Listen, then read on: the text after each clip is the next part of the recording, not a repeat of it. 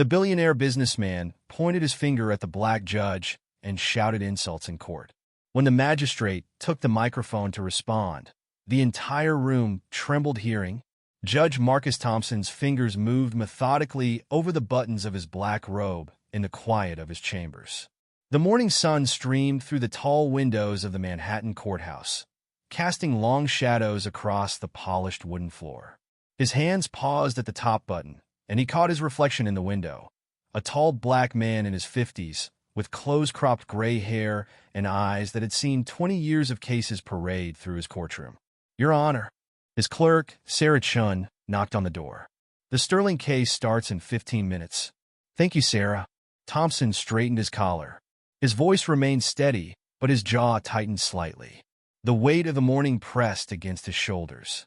As he adjusted his robe, a memory flashed through his mind. His father's hands straightening his tie before his first day of law school, the smell of starch in their small Bronx apartment. "Remember, son," his father had said, "you'll have to be twice as good to get half as far." Thompson shook off the memory and gathered the case files from his desk. The Sterling fraud case had been making headlines for weeks. Richard Sterling, CEO of Sterling Enterprises, stood accused of orchestrating a massive financial fraud scheme. The preliminary hearing today would set the tone for the entire trial. The courthouse corridors hummed with activity as Thompson made his way to courtroom 2B.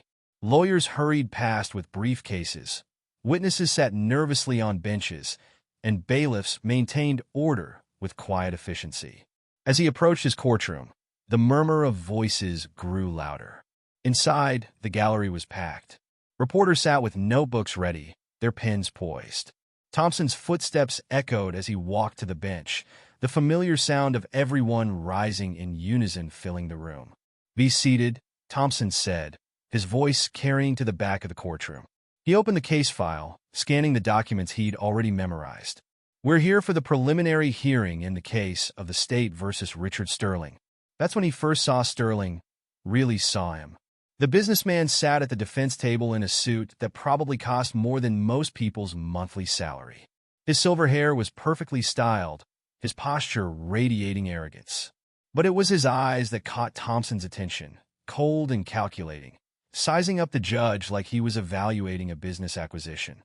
"Your Honor," Sterling's lawyer began, "we move to dismiss the charges on grounds of insufficient evidence."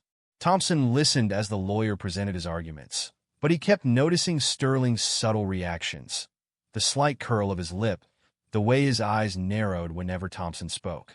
20 years on the bench had taught Thompson to read people, and everything about Sterling's body language screamed contempt. "Mr. Sterling," Thompson addressed the defendant directly, "do you understand the charges against you?" Sterling stood slowly, buttoning his jacket. "Of course I understand them, Your Honor." His tone carried a hint of condescension. "Though I'm surprised they've made it this far." A murmur rippled through the courtroom. Thompson tapped his gavel once lightly. "Mr. Sterling, you will address this court with appropriate respect." "Respect?" Sterling's eyebrows raised slightly. Interesting choice of words, considering the circumstances. Thompson felt the familiar twist in his gut, the one he'd known since childhood when someone was talking down to him but trying to maintain plausible deniability. Sterling's lawyer quickly stood, placing a hand on his client's arm. "My client means no disrespect, Your Honor. Perhaps we could take a brief recess?" Thompson nodded, maintaining his composed expression. 15 minutes. He brought down the gavel and stood, his robe swishing as he returned to his chambers. Once inside, he closed the door and stood at the window, looking out over the city. Sarah entered quietly with a cup of coffee. "Judge Thompson, are you all right?"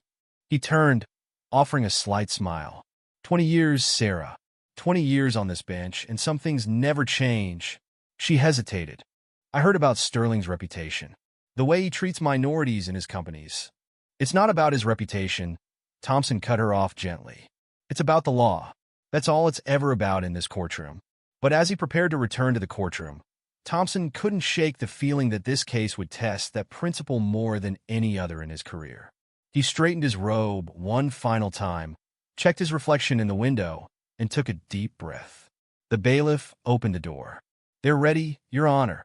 Thompson nodded, his expression neutral. Then let's proceed.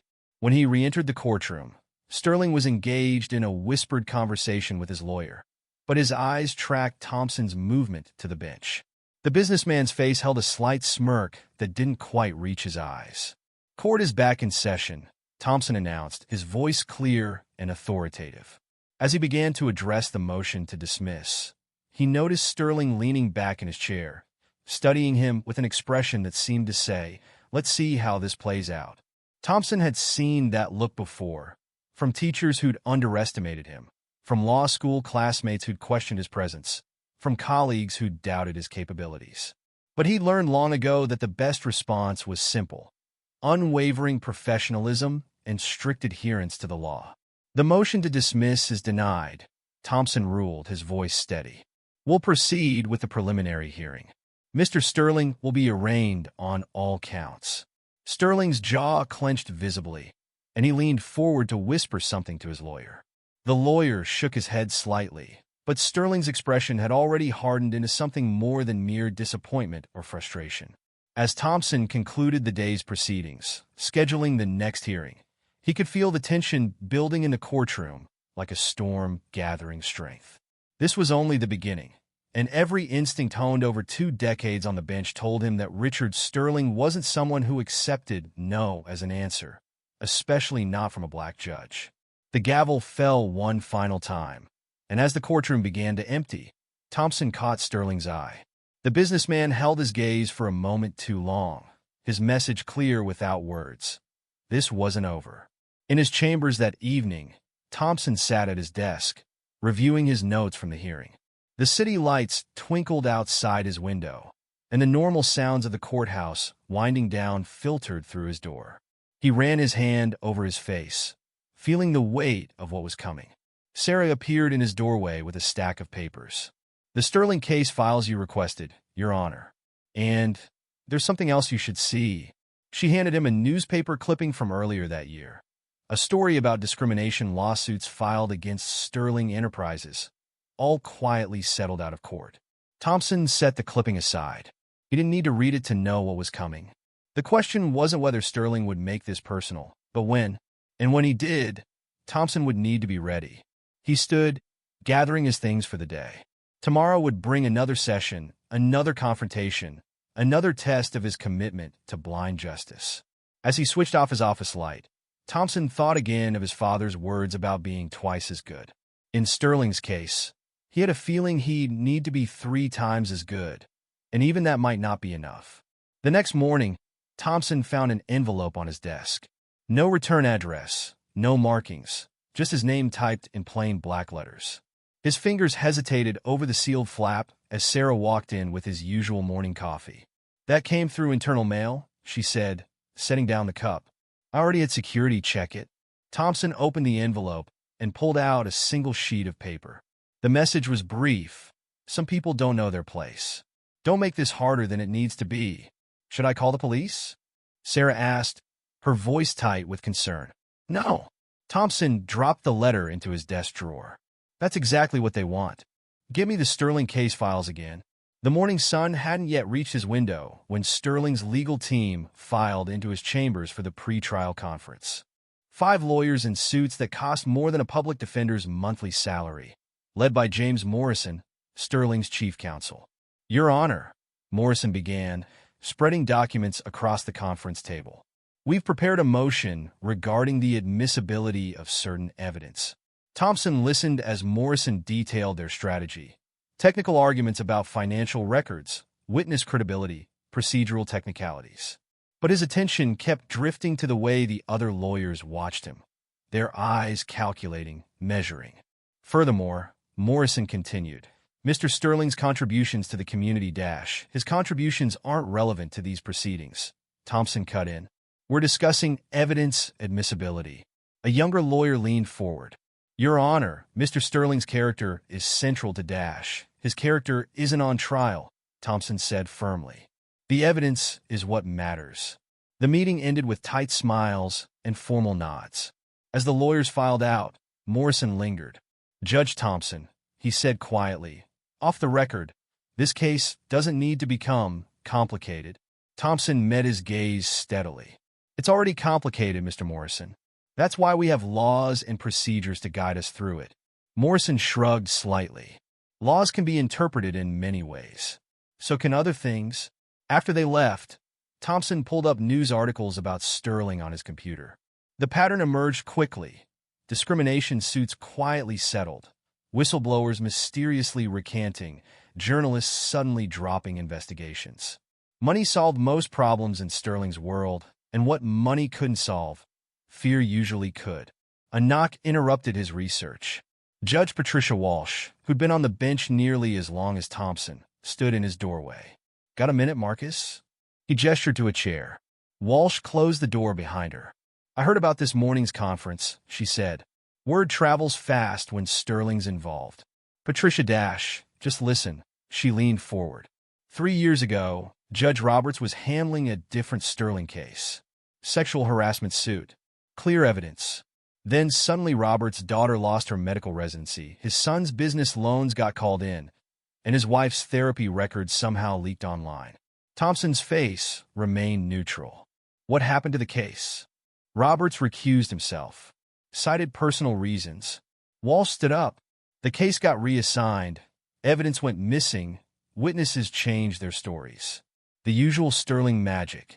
Is this friendly advice to step aside? Walsh paused at the door. This is friendly advice to watch your back. Sterling doesn't play by the rules we swore to uphold. The afternoon brought the first real court session since the preliminary hearing. The gallery was packed again, but this time Thompson noticed several new faces, men with expensive suits and hard eyes, taking notes without notepads. Sterling sat at the defense table, scrolling through his phone until Thompson entered. The businessman's eyes tracked him all the way to the bench, his expression somewhere between amusement and contempt. "Mr. Sterling," Thompson said as proceedings began, "please put away your phone." Sterling took his time complying, making a show of powering down the device. "Of course, Your Honor." Wouldn't want to appear disrespectful. The session proceeded with technical testimony about financial records. Thompson watched Sterling during the prosecution's presentation. The slight eye rolls, the whispered comments to his lawyers. The way he seemed to be performing for an audience only he could see. During a brief recess, Thompson overheard a snippet of conversation as he passed the men's room. "Uppity judge needs to learn." The voice was Sterling's, followed by laughter from multiple others. The words cut off as they noticed Thompson walking past. Back in the courtroom, Sterling's demeanor shifted. He began objecting loudly to prosecution statements, standing up without being recognized. "Mr. Sterling," Thompson warned, "you will follow proper courtroom procedure." "Or what?" Sterling's voice carried clearly. "You'll hold me in contempt? Do you know who I am?" "I know exactly who you are, Mr. Sterling. You're a defendant in my courtroom, and you will behave accordingly." Sterling's face flushed. He started to respond, but Morrison grabbed his arm, whispering urgently in his ear. Sterling sat back, his eyes never leaving Thompson's face. The rest of the session passed in a haze of hostile energy. Every ruling Thompson made was met with subtle challenges from Sterling's team. Every prosecution point was interrupted with technical objections. As the day wound down, Thompson noticed Sarah speaking with courthouse security. She hurried into his chambers as he was gathering his things. "Judge, there's something you need to see." She pulled up a web page on her tablet, a new blog post about the Sterling case. The article was filled with dog whistle phrases about activist judges and maintaining standards. Comments below were less subtle, filled with racial slurs and threats. "There's more," Sarah said, scrolling through similar posts on different sites. "They're all from the last few hours." "It's coordinated." Thompson set down the tablet. "Have you shown this to security?" "Yes. They're increasing patrols around the courthouse." "And?" She hesitated. "Maybe you should have someone check your house." "I'll handle it." Thompson stood, straightening his robe. "For now, we focus on the case." But as he left the courthouse that evening, he noticed a black SUV with tinted windows idling across the street. When he turned to look directly at it, the vehicle pulled away smoothly, disappearing into traffic. At home, Thompson sat in his study, reviewing case notes. His wife Lisa brought him a cup of tea, her face concerned. "Marcus, I saw those articles online. It's just intimidation tactics. he said, not looking up from his papers. Like the intimidation tactics that put Judge Roberts' daughter in therapy? Or the ones that destroyed his wife's practice? Thompson finally met her eyes. What do you want me to do, Lisa? Step down? Let Sterling win? I want you to be careful, she said softly. We have children too. The night grew late. Thompson stood at his window, watching the street below. Another black SUV drove past slowly, its headlights off. In the distance, sirens wailed. Normal city sounds that suddenly felt more ominous. His phone buzzed with a text from an unknown number. Last chance to be reasonable. Thompson deleted the message without responding. 20 years of upholding the law had taught him that justice demanded courage. But as he watched another unmarked car cruise past his house, he wondered if courage would be enough against a man like Sterling who seemed to play by his own rules entirely. The next day's newspaper sat on his desk when he arrived at Chambers. The headline caught his eye.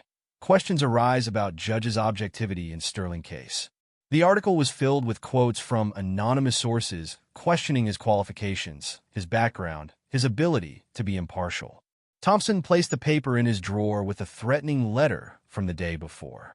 Through his office window, he could see more reporters gathering outside the courthouse. The storm was building, just as he'd predicted. The question was no longer if Sterling would make this personal. He already had. The real question was how far he would go, and whether Thompson was ready for what came next. The courtroom clock showed 9:45 a.m. Sterling's chair sat empty as Thompson glanced at his watch for the third time. The gallery buzzed with whispers, reporters scribbling in their notepads. Your Honor, Morrison stood, adjusting his tie. Mr. Sterling is dealing with an urgent business matter. He's requested a brief delay. Thompson's fingers tapped once on his desk. Mr. Morrison, this court schedule is not subject to your client's business calendar. We will proceed. The courtroom doors burst open. Sterling strode in, phone to his ear, talking loudly. Tell them to sell everything. I don't care about the market impact. Mr. Sterling, Thompson's voice cut through the room. End your call immediately. Sterling held up one finger in Thompson's direction, continuing his conversation. Yeah, just dump it all? We'll deal with the SEC later. The gallery's whispers grew louder. Thompson brought down his gavel sharply. Mr. Sterling, disconnect that call now or face contempt charges. Sterling slowly lowered the phone, a slight smirk playing at his lips. My apologies, Your Honor. Some of us have empires to run. Some of us, Thompson replied evenly, have respect for the law. Take your seat. The morning's testimony focused on financial records showing suspicious transfers through offshore accounts. Sterling's reaction to each piece of evidence grew increasingly hostile. He whispered constantly to Morrison, who looked increasingly uncomfortable. Objection! Sterling suddenly shouted, standing up. This is a witch hunt. These documents are clearly fabricated. Mr. Sterling, you will sit down and let your counsel handle objections. Or what? Sterling's face reddened. You'll add it to your list of trumped-up charges? Morrison tugged at Sterling's sleeve. Richard, please. Sterling jerked away from his lawyer. No, I'm tired of this farce. Everyone here knows what's really going on. Thompson's gavel cracked against the wood. Mr. Sterling, this is your final warning. Final warning? Sterling laughed sharply.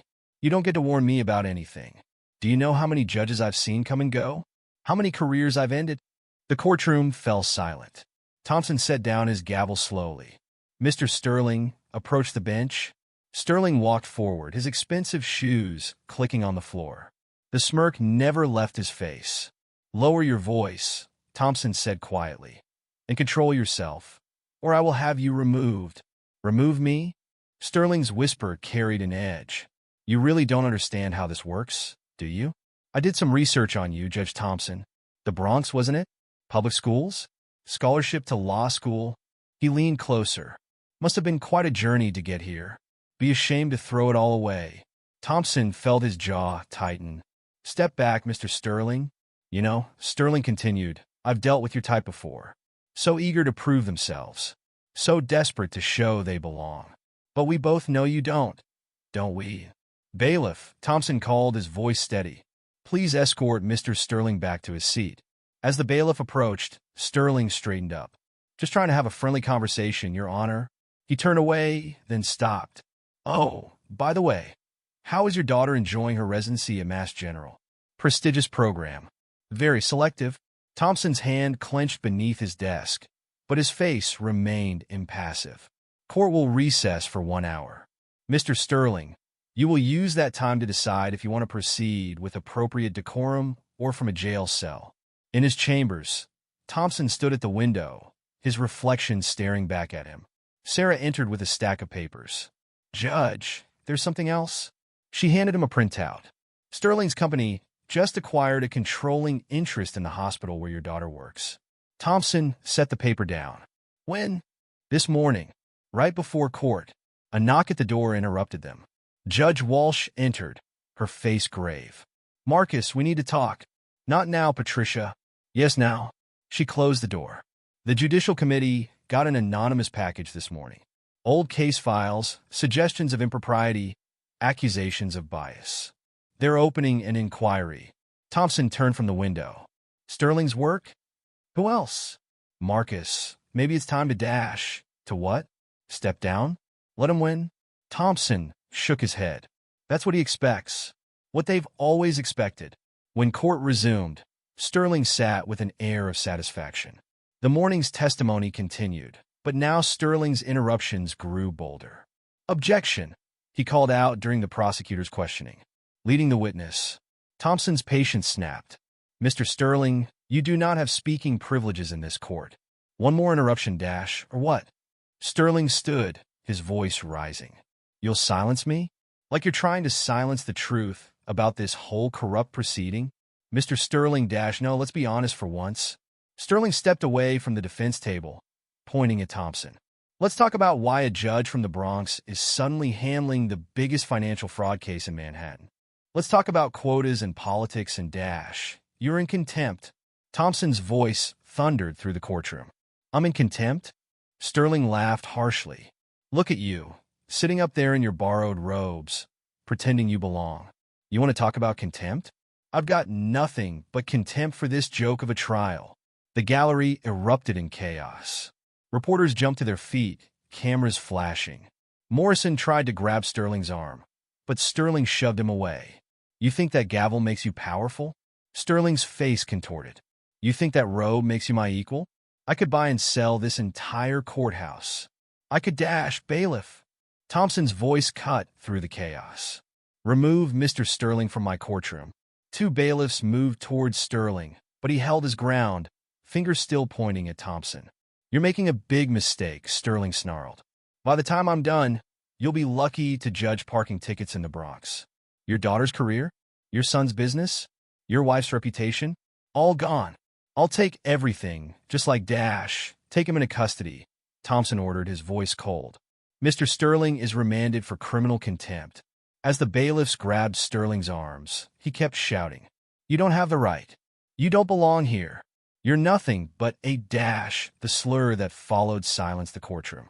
Thompson stood slowly, his robes settling around him like armor. "Mr. Sterling," he said, his voice carrying to every corner of the hushed room, "you have just added witness intimidation and threatening a federal judge to your charges. Bailiff, get him out of my courtroom." Sterling fought against the bailiffs, his face purple with rage. "This isn't over. You hear me? This isn't over." The doors closed behind them, Sterling's shouts echoing down the hallway. Thompson remained standing, surveying the shocked faces in his courtroom. Court is adjourned until tomorrow morning. His gavel fell one final time.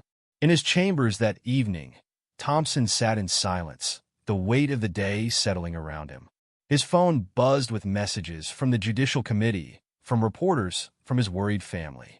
On his desk, the evening newspaper's headline screamed, "Chaos in Sterling Trial. Judge orders billionaire jailed." Sarah appeared in his doorway. "Judge, security's ready to escort you out." Thompson nodded, gathering his things. The storm had finally broken, just as he'd known it would. Now the only question was whether he could weather it, and what would be left of his world when it passed. As he walked to his car that evening, reporters shouted questions from behind the security line. Camera flashes lit up the darkening sky. Somewhere in a holding cell, Sterling was probably already making calls, setting his revenge in motion. Tomorrow would bring new threats, new challenges, new attacks. But tonight, Thompson thought of his father's words about being twice as good. Sterling had just learned what happened when you pushed a good man too far. The real fight was just beginning. The holding cell's fluorescent lights cast harsh shadows across Sterling's face as Thompson stood before him. It was 7 a.m., hours before the court would officially convene, and the basement detention area echoed with their footsteps. "Ready to behave in my courtroom?" Thompson asked. Sterling looked up slowly, his designer suit wrinkled from the night in custody. "You enjoyed that, didn't you? Putting me in here like a common criminal. You're here because of your own actions, Mr. Sterling. Nothing more, nothing less. Actions?" Sterling stood, moving to the cell bars. "Let me tell you about actions. While I was in this cage, my team was very busy. Want to know what they found?" Thompson maintained his neutral expression. "This meeting is about your behavior in court, nothing else. Did you know your son's business loan comes up for review next week?" Sterling's voice dropped lower. "Funny how banks get nervous about their investments sometimes. And your daughter, bright girl, would be a shame if her supervisor started questioning her competence. Are you threatening my family, Mr. Sterling?" "Threatening?" Sterling smiled coldly. "I'm just sharing some concerns. Like the concerns my team shared with the Judicial Review Board about your past cases. They're very interested in some of your questionable decisions." Thompson turned to leave. "See you in court, Mr. Sterling." "One more thing," Sterling called after him. "Check your phone. The morning news should be interesting." In his chambers, Thompson found Sarah waiting with several newspapers and her tablet. Her face told him everything before she spoke. "It's bad, Judge." The headline screamed across every front page. "Judge's son linked to fraud investigation. Questions arise about Thompson family finances. Judicial Review Board launches ethics probe." "They've been posting all night," Sarah said, scrolling through her tablet. "Social media, news sites, legal blogs. It's everywhere." Thompson's phone buzzed. A text from his son. "Dad, the bank just called. They're canceling our loan." "What's going on?" Another message popped up. His daughter this time. "My supervisor wants to meet about concerns. Please call." The courtroom was packed when Thompson entered. News cameras lined the back wall. Reporters leaned forward in their seats, and Sterling sat at the defense table with a fresh suit and a subtle smirk. "All rise," the bailiff called. As Thompson took a seat, Morrison stood. "Your Honor, given recent developments, we move for your recusal from this case." "Recent developments, Mr. Morrison?" "Yes, Your Honor. Given the questions about your family's financial dealings and the pending judicial review manufactured controversies don't warrant recusal, counsel." Thompson's voice was firm. "Motion denied." Sterling's hand shot up. "Objection. Mr. Sterling, you don't have speaking privileges in this court. The defendant has rights." Sterling stood, pointing at Thompson. "Rights that are being trampled by a judge who's clearly biased against me." The gallery erupted in murmurs. Camera shutters clicked rapidly. "Mr. Sterling," Thompson warned, "sit down or what?" Sterling's voice rose. "You'll throw me in another cell? Use more strong-arm tactics to silence me? This isn't the Bronx, Your Honor. Your thuggish behavior won't work here." The racial undertone of thuggish hung in the air. Thompson felt every eye in the room on him, waiting for his reaction. "Mr. Sterling," he said evenly, "you are once again in contempt." "Of course I am." Sterling laughed harshly. "Because that's your answer to everything, isn't it? When you can't win fairly, you abuse your power. Just like you've done throughout your career." Cameras flashed as Sterling moved toward the bench. The bailiffs tensed, but Sterling held up his hands. "Everyone here knows what this is really about. A judge with a chip on his shoulder, trying to make a name for himself by attacking a successful businessman. Well, guess what? I've seen your kind before. Acting so dignified in those robes, pretending you belong. But we all know the truth." Thompson's gavel cracked against the wood. "Bailiff no!" Sterling shouted. "Let them hear the truth. Let them hear about your son's suspicious dealings. Let them hear about your daughter's questionable qualifications. Let them hear remove him." Thompson ordered. The bailiffs moved in, But Sterling kept shouting, "You think you can silence me? I own half this city.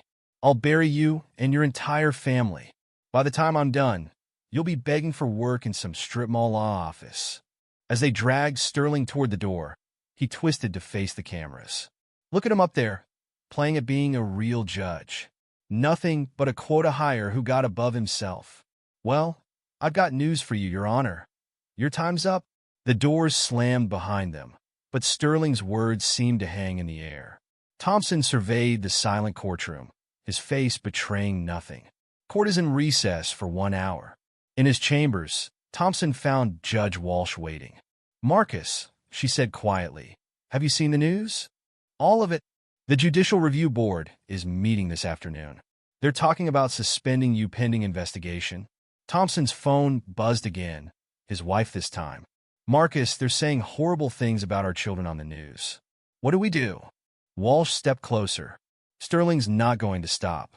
He'll destroy your family to win this. He's already trying." Thompson loosened his tie slightly. "The question is whether I let him. Nobody would blame you for stepping down. Not after this." Thompson walked to his window, looking down at the media circus gathering outside the courthouse. Reporters swarmed around a man he recognized as Sterling's PR chief, who was giving what appeared to be an impromptu press conference. "You know what my father told me when I made judge?" Thompson said quietly. He said, "Son, that robe isn't just cloth. It's everything we fought for, everything we earned. Don't let them take it from you. Your father never faced someone like Sterling." "No." Thompson turned back to her. "But he faced plenty of people who thought they could bully us into knowing our place. People who thought money and power gave them the right to decide who belongs where." His phone buzzed again. The Judicial Review Board this time. The message was brief. "Emergency hearing scheduled for 3 p.m. They're going to suspend you," Walsh said. "Probably. Sterling will use that to force a mistrial. Probably. So, what are you going to do?" Thompson straightened his tie and robe. "What I've always done. My job." When he returned to the courtroom, Sterling was back, looking smugger than ever. The gallery was even more packed, news cameras ready. "Before we proceed," Thompson said, his voice carrying clearly, "I have something to say." Sterling leaned forward, clearly expecting a resignation announcement. "This court has endured threats, intimidation, and attempts at manipulation," Thompson continued. "That ends now. Mr. Sterling, you are remanded to custody for the duration of this trial. Additionally, you are hereby fined $100,000 for each instance of contempt, with all proceeds going to the public defender's office." Sterling jumped up. "You can't dash, I can and I have." "Bailiff, remove Mr. Sterling." Again, as Sterling was led away, still shouting threats, Thompson addressed the gallery. "Let me be clear. This court will not be bullied. It will not be bought, and it will not be swayed by threats or intimidation. Justice will be served, regardless of wealth, power, or privilege. Court is in session." The afternoon brought more headlines, more threats, more pressure. But as Thompson sat in his chambers that evening, reviewing case files, he felt a strange sense of calm. Sterling had shown his true face to the world today. Now it was time to show him the true face of justice. His phone buzzed one final time. Another anonymous message. "You've signed your own death warrant." Thompson deleted it without a second glance. Tomorrow would bring new battles, but tonight he had work to do. The law was on his side, even if nothing else was. And in his courtroom, that was all that mattered. Thompson's phone lit up at 3 a.m. His wife Lisa stirred beside him as he checked the screen. A text from his daughter Rachel. "Dad, I just got fired. They said performance issues. We both know why." He sat up in bed, rubbing his face. Lisa touched his arm. "What is it?" Sterling made good on his threat. "Rachel lost her residency." "Marcus!" Lisa's voice cracked. "This has to stop." Before he could respond, another text came through, his son Michael this time. "Bank's calling in all our loans. We're going to lose everything." Thompson got dressed in the dark. As he knotted his tie, headlights swept across the bedroom window. Another unmarked car doing another slow drive-by. "Where are you going?"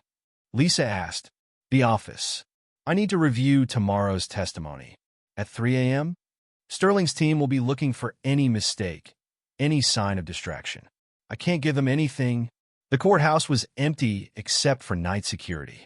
Thompson's footsteps echoed through the dark corridors as he made his way to his chambers. Inside, he found his desk covered with printouts. Sarah must have left them before going home. The top paper was a blog post.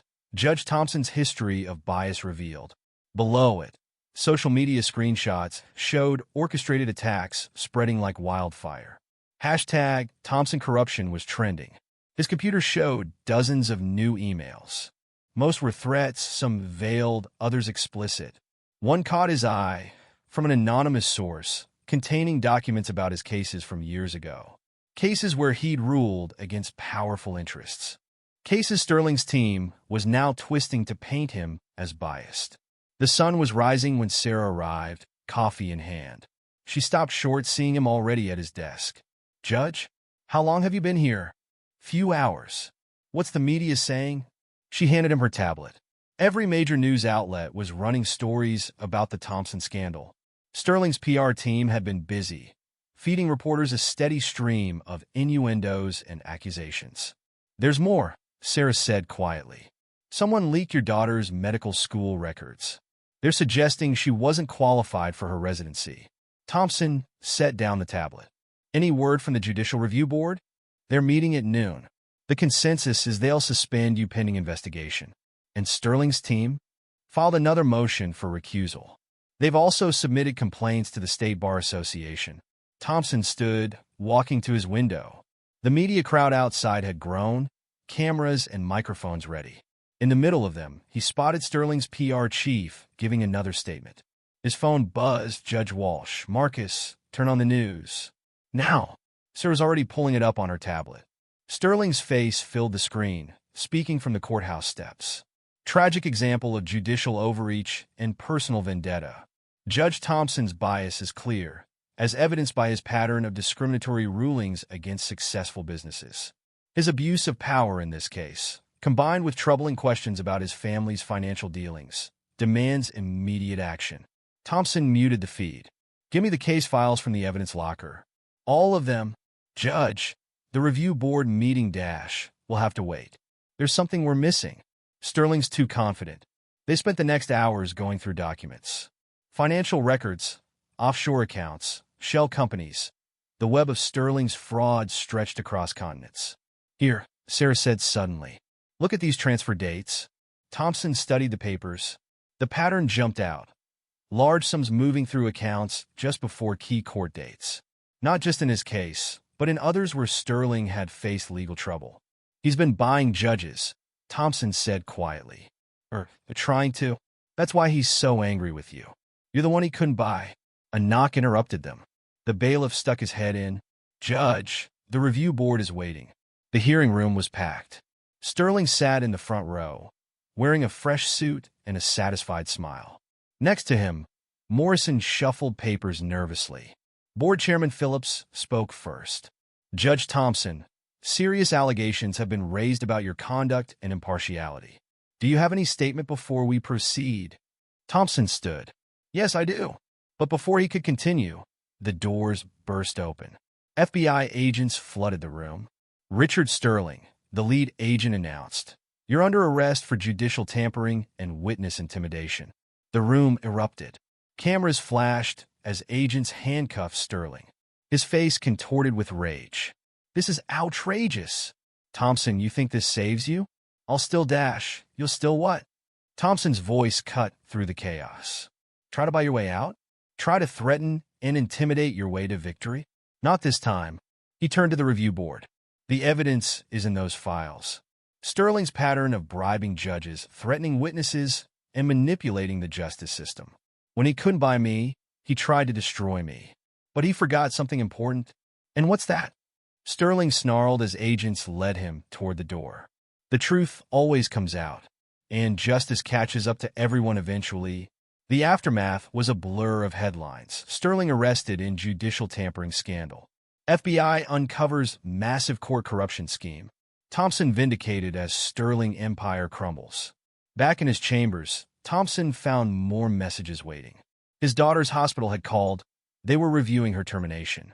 His son's bank suddenly discovered errors in their loan review. Sarah appeared with fresh coffee. "Judge Walsh is here." Walsh entered, looking both impressed and concerned. "You took one hell of a risk, Marcus. Sterling still has friends in high places." "I know." Thompson sipped his coffee. "But someone had to stand up to him. The review board is withdrawing their inquiry.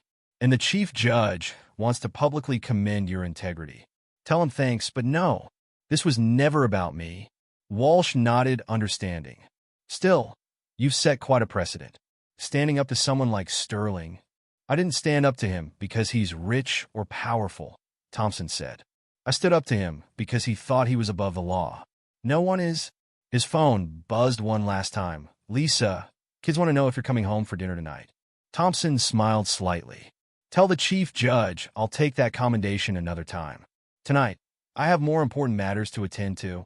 The evening news showed Sterling being led into federal court, his empire crumbling around him. But Thompson wasn't watching. He was home, sitting at his dinner table, surrounded by his family. "Dad," Rachel said quietly, "I got my job back." "And the bank called," Michael added. "They're reviewing their decision about the loans?" Thompson nodded but said nothing. The victory wasn't in Sterling's arrest or his own vindication. It was here, in this moment, with his family safe and whole. Later that night, as the city slept, Thompson stood at his bedroom window. No more unmarked cars cruised past. No more threats lit up his phone. But he knew this wasn't the end. There would be other Sterlings, other battles between justice and power. And he would be ready, because that's what the road meant. That's what his father had taught him. That's what justice demanded. His phone buzzed. "Sarah, you should see tomorrow's headlines." Thompson didn't check. Tomorrow would bring new challenges, new fights. But tonight, justice had won. And for now, that was enough. The clock on Thompson's bedside table read 2:17 a.m. Sleep wouldn't come. Sterling's arrest had bought them some peace, but Thompson knew better than to think it was over. He slipped out of bed, careful not to wake Lisa, and made his way to his home office. His phone showed 3 missed calls from Judge Walsh. A text followed. "Sterling made bail. His lawyers are working through the night." Thompson sat in the darkness, the city lights casting shadows through his window. His laptop hummed to life, inbox filling with urgent messages. The first was from Sarah. "Sterling's team filed emergency motions in 3 different courts. They're throwing everything at the wall. Call me when you can." The second email made his stomach tighten. It was from the FBI agent who'd arrested Sterling. "Judge Thompson, Sterling was overheard making calls from holding. Said by morning, everyone will know what kind of Judge Thompson really is. Be careful. We're monitoring, but can't hold him on threats alone." A soft knock at his office door. Lisa stood there in her robe. "I heard you get up," she said. "What's wrong?" "Sterling made bail." She crossed the room, sitting across from him. "What does that mean for us?" Before he could answer, his phone lit up. Michael calling. "Dad?" His son's voice was tight. "Someone just broke into my office.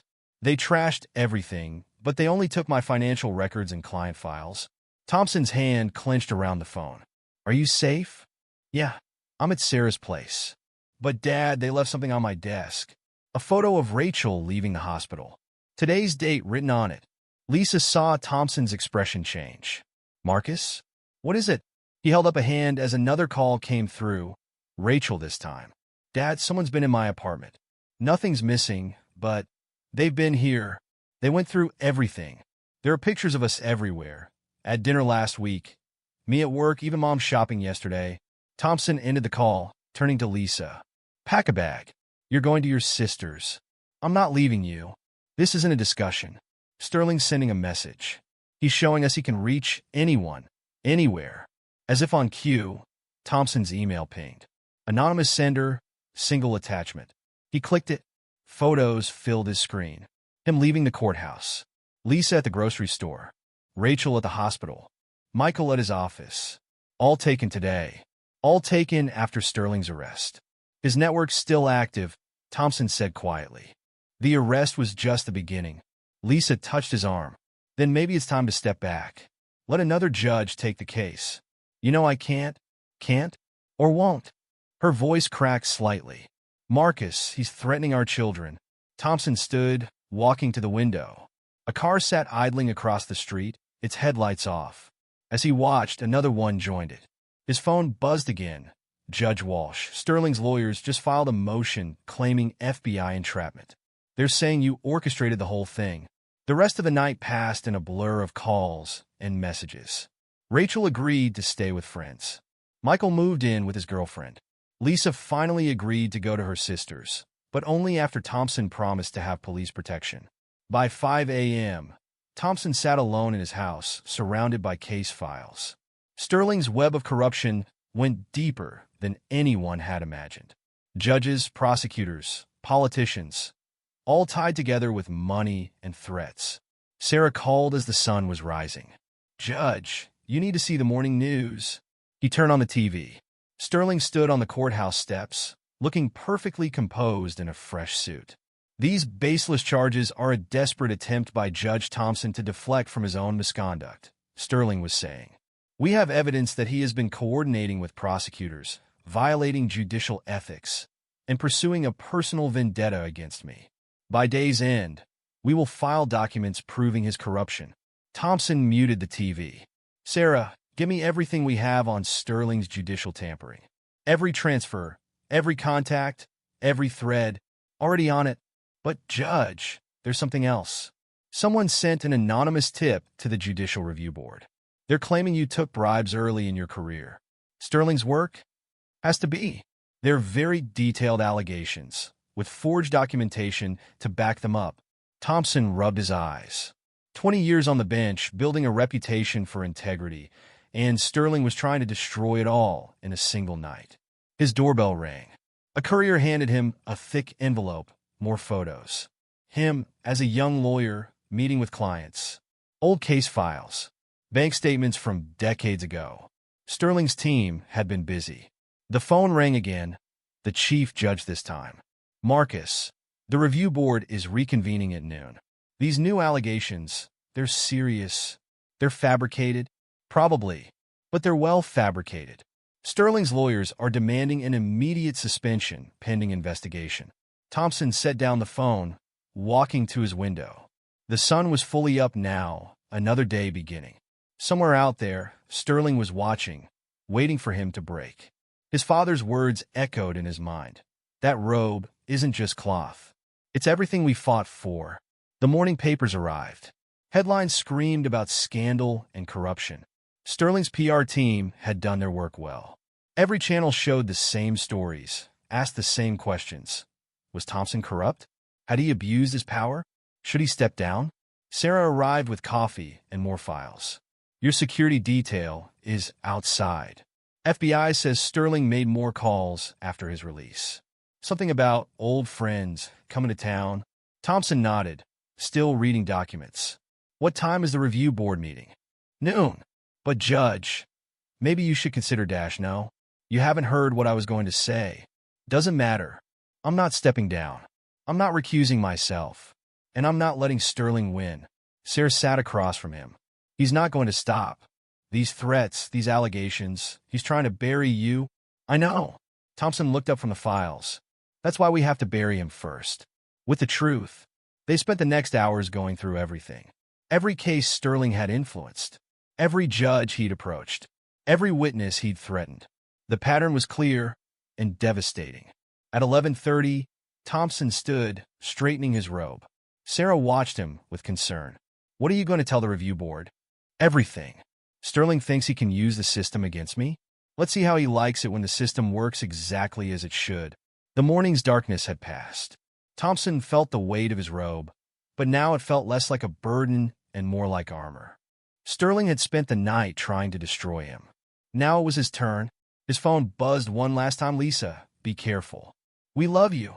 Thompson headed for his car. The security detail fell in around him. Somewhere in the city, Sterling was waiting, thinking he'd won. Thinking the night's threats and pressure had broken the judge from the Bronx. He was about to learn how wrong he was. Because Thompson hadn't spent 20 years on the bench just to fall to someone like Sterling. He hadn't fought his way up from the Bronx, endured decades of prejudice and doubt, to give up now. The night had been dark, but morning had come. And with it, Thompson's resolve had only grown stronger. Sterling had tried to use the system against him. Now Thompson would show him how the system was supposed to work, with justice, not money, having the final say. The courthouse loomed ahead. Cameras waited on the steps. Beyond them, the review board waited. And somewhere, Sterling waited, thinking he'd won the night's battle. But the night was over, and Thompson was ready for war. Camera flashes exploded as Thompson climbed the courthouse steps. Reporters shouted questions, their voices blending into white noise. "Judge Thompson, will you respond to Sterling's allegations? Are you going to step down? What about the evidence of corruption?" Thompson moved through them like they weren't there, his security detail clearing a path. Sarah waited at the top of the steps, holding a thick folder. "Sterling's already inside," she said quietly. With his entire legal team, the review board had commandeered the largest courtroom. Thompson caught glimpses through the crowd gathering in the hallway. Sterling at a table with 6 lawyers, the board members arranging papers, news cameras setting up in the gallery. Judge Walsh intercepted them before they entered. "Marcus, wait. Sterling's team just submitted another document dump. Old cases, bank records, everything they could dig up or fabricate. They're going for the kill." Thompson nodded. "Good, good." Walsh stared at him. "Marcus, they're trying to destroy you." "No," Thompson said. "They're doing exactly what I hoped they would." Sarah handed him the folder. "Everything's here, just like you asked." Inside the courtroom, conversations died as Thompson entered. Sterling sat back in his chair, that familiar smirk playing at his lips. Camera shutters clicked rapidly. Board Chairman Phillips called for order. "This emergency session will come to order. We're here to address serious allegations against Judge Marcus Thompson. Mr. Sterling's legal team has submitted extensive documentation suggesting judicial misconduct, including dash, if I may, Chairman." Thompson's voice carried clearly through the room. Phillips paused. "Judge Thompson, you'll have an opportunity to respond after the allegations are presented." "Actually," Thompson opened his folder, "I think we should address the real issue first." Sterling leaned forward, whispering to Morrison. The lawyer stood quickly. "Your Honor, we have submitted clear evidence of Judge Thompson's misconduct. That should be the focus of dash. Sit down, Mr. Morrison." Thompson's tone made it clear this wasn't a request. "What you've submitted is a collection of fabricated documents, manipulated photos, and false allegations. But that's not why we're really here." He pulled out a stack of papers, handing them to the board clerk.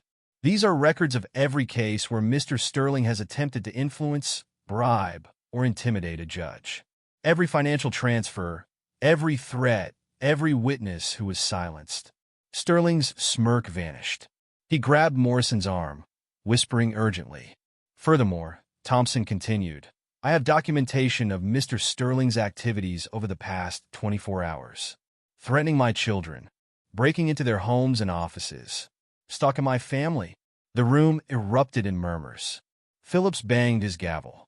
"Judge Thompson, these are serious allegations, but they're not relevant to dash. They're completely relevant." Thompson turned to face Sterling directly. "Because they show exactly how Mr. Sterling operates. When he can't buy someone, he tries to destroy them.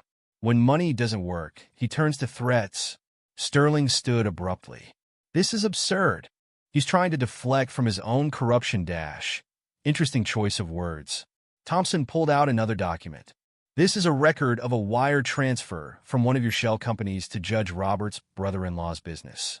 Made the day before he recused himself from your harassment case."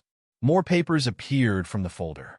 "And here's documentation of similar transfers before 3 other judges mysteriously stepped down from cases involving you. Different amounts, different routes, but always the same pattern." Sterling's face had gone pale. He turned to his legal team, but Thompson wasn't finished. "And this," he held up a final document, "is a transcript of your phone calls from holding last night. The ones where you ordered your people to threaten my family. The ones where you detailed your plan to fabricate evidence against me." The room had gone completely silent. Even the cameras had stopped clicking. "You see, Mr. Sterling, I spent 20 years building my reputation. 20 years proving that justice matters more than money or power. Did you really think I wouldn't protect that?" Sterling found his voice. "You're making accusations without dash, without proof? Thompson nodded to Sarah, who began distributing copies to the board members. Everything is there.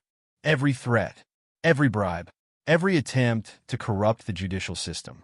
And yes, every move you made against my family last night. He turned to the board. You want to investigate judicial misconduct? Start with the man who's been buying and threatening judges for years. The man who thinks he can use his money to break the law with impunity. Phillips was already reading through the documents, his face growing grimmer with each page. Other board members whispered among themselves. Sterling stood again, his composure cracking. This is a setup. He's trying to dash. Trying to what? Thompson's voice cut through Sterling's protest. Expose the truth? Show how you really operate? You spent all night trying to destroy me, Mr. Sterling. But you forgot something important. And what's that? Sterling snarled. I'm not the only one who believes in justice. Thompson gestured to the back of the courtroom, where FBI agents were entering. Your old friends who came to town last night? They were very interested in talking about your methods, especially after they saw those photos you had taken of my family. Sterling lunged forward. You sanctimonious bastard. You think you can dash. That's enough.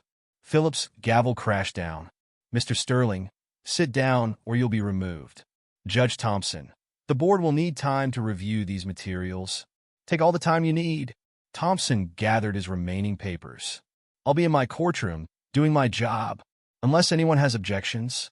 The board members shook their heads, still absorbed in the documents. Sterling slumped in his chair, his legal team already packing their briefcases. As Thompson walked out, Sarah fell and stepped beside him. That was a risk, taking him on directly. No, Thompson said. The risk was letting him think he could threaten my family and get away with it. His phone buzzed. Lisa, are you okay? Tell my family they can come home, he told Sarah. Sterling's not going to bother them anymore. The regular courtroom was packed when Thompson entered. News of what had happened in the review board hearing had spread quickly.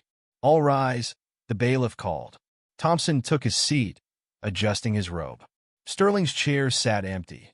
He was already in FBI custody again, this time with no chance of bail. Court is in session, Thompson announced, and justice will be served. The morning sun streamed through the windows, casting long shadows across the courtroom floor. But Thompson didn't see shadows anymore. He saw clarity, truth, justice.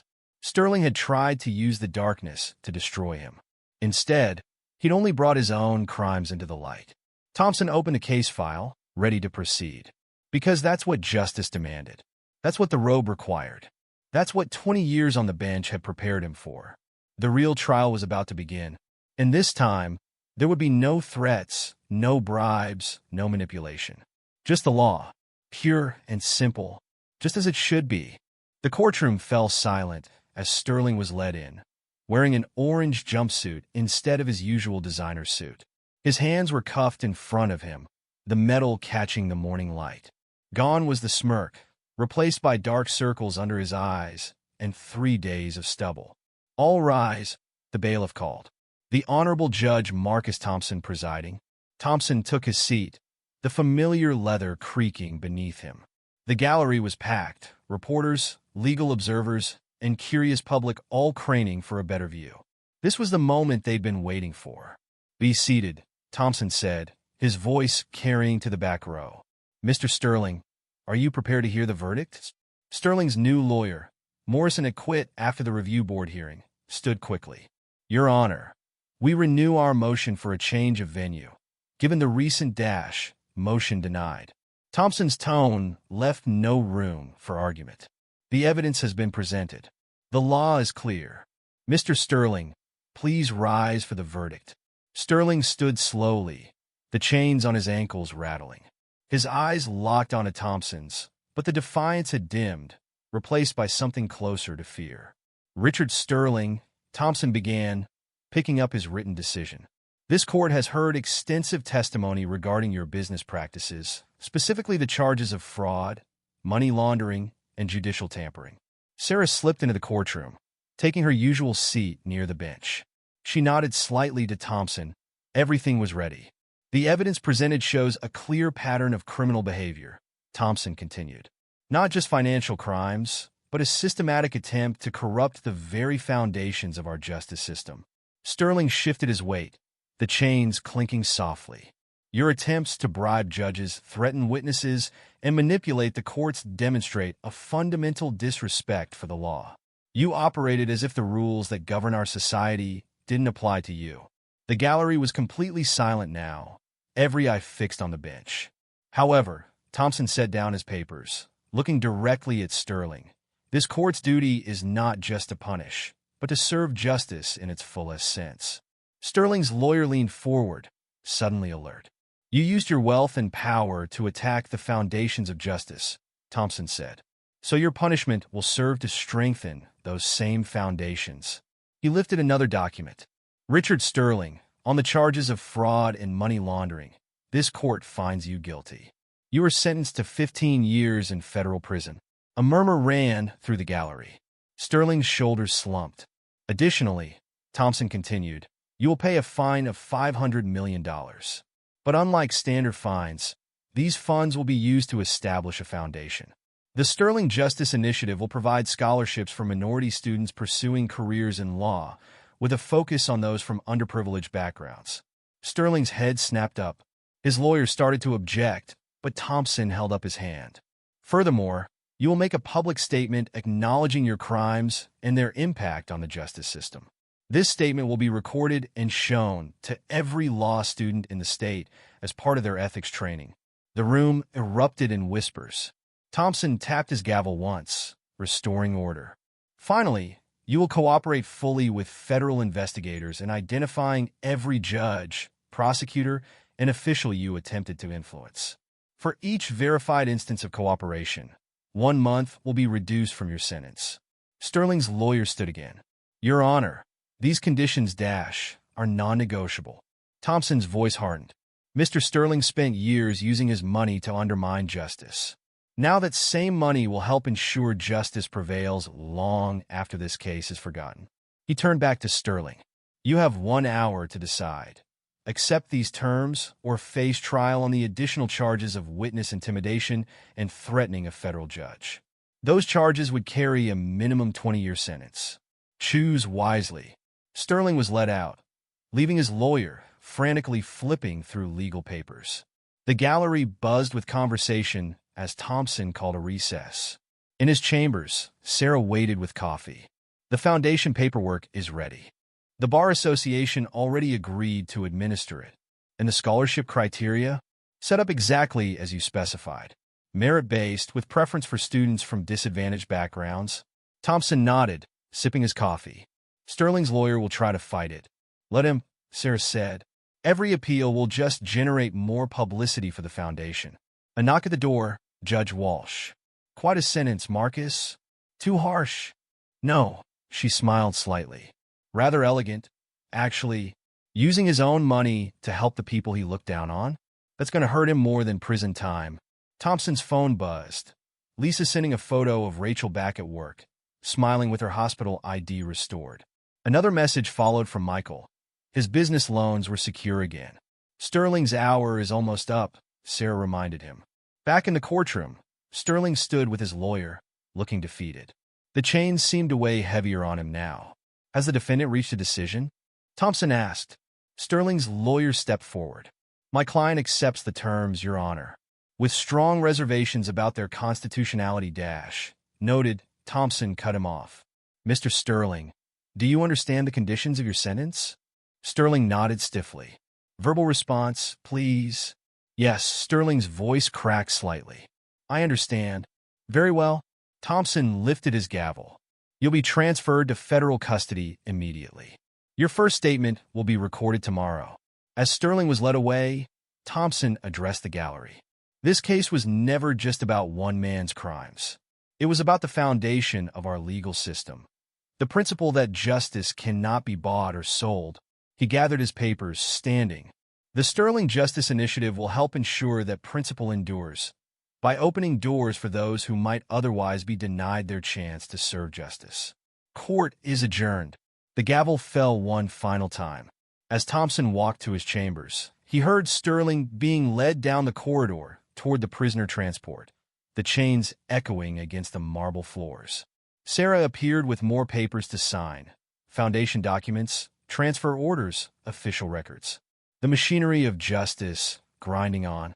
Judge, she hesitated. Sterling's PR team is already spinning this. They're saying you used the sentence to pursue a personal agenda. Thompson continued signing. Let them. The foundation will speak for itself. Every student it helps, every new lawyer it creates. That's the real victory here. His phone buzzed again. A message from his father. Saw the news. You did good, son. That robe fits you just right. Thompson smiled slightly, remembering their conversation from so many years ago. The robe wasn't just cloth. It was everything they'd fought for, everything they'd earned. And now, thanks to Sterling's own money, it would open doors for a new generation. Kids from the Bronx, from Brooklyn, from anywhere justice needed defenders. That was a verdict even Sterling's millions couldn't overturn. 6 months later, Thompson sat in his chambers watching Sterling on the small TV mounted on the wall. The once proud businessman stood at a podium in Prison Orange, reading from a prepared statement. My actions undermined the very foundation of our justice system, Sterling said, his voice flat. I used my wealth and influence to threaten judges, manipulate evidence, and obstruct justice. I apologize to those I harmed, particularly Judge Thompson and his family. Sarah switched off the TV. That's the 6th time he's had to record it. They're using different versions for different law schools. How's the foundation doing? Thompson asked, turning back to his desk. First round of scholarships went out last week. 20 students, all from backgrounds like yours. Kids who never thought they'd see the inside of a law school. Thompson nodded, picking up a letter from his desk. The return address showed Brooklyn Law School. Inside was a simple invitation to speak at their graduation ceremony. His phone buzzed, Rachel sending a photo.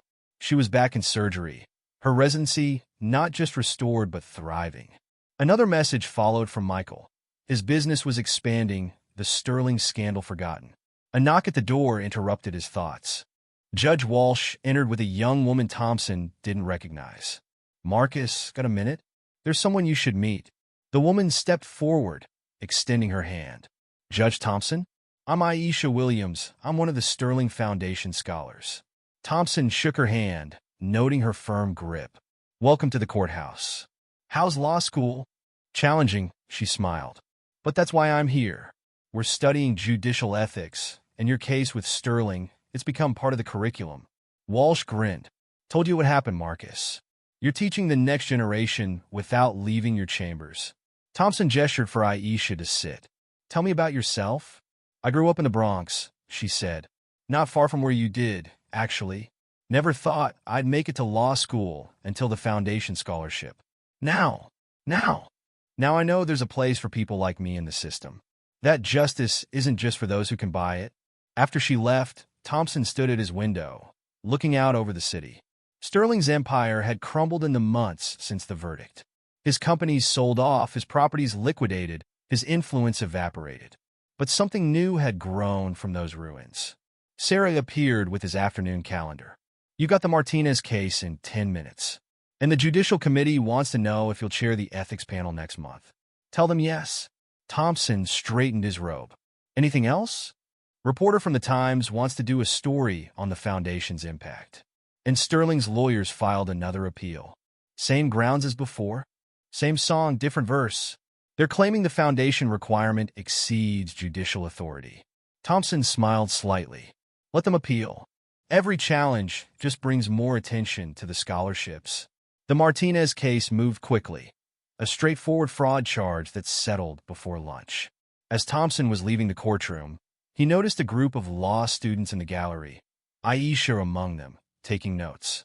His phone buzzed, Lisa reminding him about dinner. Their family meals had resumed their normal rhythm. No more suspicious cars driving past, no more threats in the mail. That evening, as Thompson left the courthouse, he saw another familiar face, Morrison, Sterling's former lawyer, hurrying up the steps with a briefcase.